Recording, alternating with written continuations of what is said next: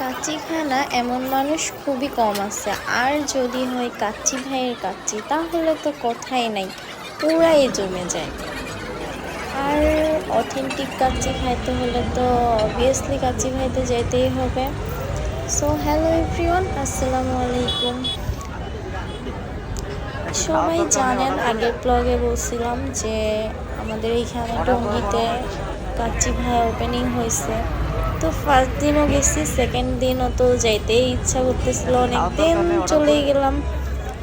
আর এখানে এসে তো দেখতেছি যে ফার্স্ট দিন থেকে সেকেন্ড দিন বেশি ভিড়, মানে পুরা মানে এত পরিমাণে সিরিয়াল ছিল, আমরা তো মানে দাঁড়ানোরই স্পেস পাচ্ছিলাম না বাহিরে। আর ভিতরে তো কথাই নাই, ভিতরে তো মানুষ দাঁড়াইতেই পারতেছিল না, এত ভিড় ছিল।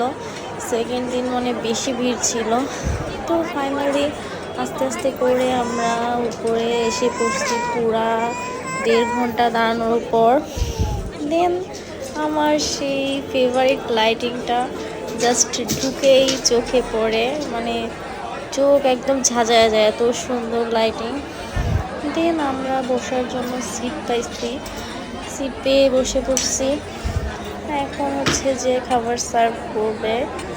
দেন আমার ফেভারিট কাচ্চি চলে এসেছে।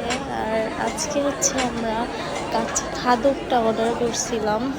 কাচ্চি খাদকে হচ্ছে মিডিয়াম সাইজে 6 পিস গোটস থাকে, আর আলু থাকে বড় সাইজে 3 পিস। আমার কাছে তো কাচ্চি সব থেকে আলুটাই বেশি মজা লাগে, এত সফট থাকে। দেন আমরা বোরহানি অর্ডার করছিলাম, আজকে বোতল অর্ডার করছিলাম, বোতলের টেস্টটা একটু বেশি ছিল। দেন আমরা খাওয়া দাওয়া শেষ করে এখন বের হয়ে পড়ছি। আর বাহিরে এসে তো দেখি ওরে বাবা, এত ভিড়, নিচেও সিরিয়াল দিয়ে দাঁড়ায় পড়ছে। So bye bye.